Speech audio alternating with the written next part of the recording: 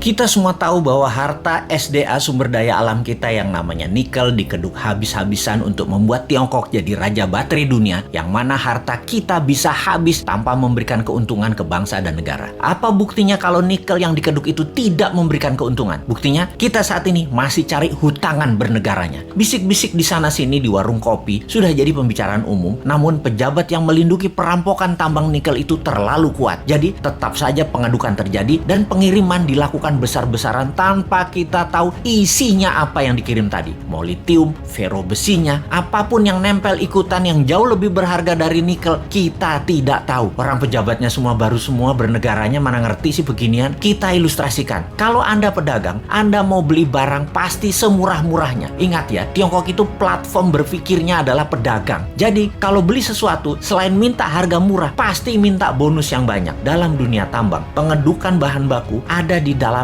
masih all in. Semuanya masih ada. Mulai dari barang berharga, katakanlah nikel, ada juga impuritiesnya atau barang yang tidak pure atau barang yang tidak murni atau barang yang tidak diperlukan seperti tanah dan lain sebagainya masih tercampur. Lalu dibersihkan, macam-macam cara pembersihannya. Ada di leaching, diproses, tujuannya untuk membuang barang yang tidak dibutuhkan. Katakanlah 75% terbuang, tinggallah 25%. Kalau dibawa 100% ke Tiongkok, yang 75% tadi adalah taiknya tambang yang nggak diperlukan. Taiknya mah tinggal di Indonesia aja. Makanya sekali lagi, taiknya dibuang di Indonesia aja. Kalau tadi dari 1 ton produksi tambang nikel ada 2% kandungannya. Setelah diproses tinggal 25%, nikelnya tetap 2%, tapi bukan dari 1 ton, dari 250 kilo. Nah, dalam 250 kilo ini ada fero juga, ada litium juga, ada macam-macam yang dibayar yang paling murah. Yang dibayar apanya? Nikelnya doang. Feronikel, nikel laterit, dan banyak lagi unsur logam dan mineral yang sudah disarikan tidak dibayar oleh Tiongkok. Kita asli bernegara nih bodoh memang. Dan penjajah perampok itu dikasih karpet merah lagi, dilindungi, dan tidak ada yang sadar. Kalau ada yang sadar, maka segerombolan buzzer pecinta cuan anti NKRI mulai memecah belah bangsa dan mencari sisi positif yang kecil dibesar-besarkan dari sisi bosnya, tapi mencari sisi buruk, pengkritisi tanpa solusi, dan diputer-puter beritanya agar rakyat tahu pengkritisi itu dosa. Apa yang terjadi kalau hal ini didiamkan dalam jangka pendek? Bukan dalam jangka panjang ya, pendek ya. Negara kita akan miskin, pejabatnya makin kaya, rakyat nambah lapar. Kita hanya mengingatkan arahnya nantinya. Sebagai contoh sejarah kebodohan penguasa atas kelolaan sumber daya alam, kita mau kasih ilustrasi. Ada 3 negara yang akan kita pakai jadi contoh kali ini, yaitu Nauru, Venezuela, Zimbabwe. Fosfat, oil business, berliannya Zimbabwe. Nauru di tahun 1980-an, negara dengan 7.000 populasi adalah negara yang sangat kaya, bahkan negara terkaya di dunia. Nauru adalah salah satu negara di selatan Pasifik. Nauru menghasilkan fosfat, bahan baku untuk pupuk. Saking kayanya, semua warganya digratiskan untuk melakukan apapun, sampai keluar negeri dibayarin pemerintah, diongkosi. Dan ada joke di sana, dolar itu hanya toilet papers. Dan ini bukan kiasan, dipakai beneran untuk ngelap pantat beneran. Lalu hasil alamnya ternyata habis 20 tahun kemudian. Dan Nauru saat ini menjadi sangat miskin ya.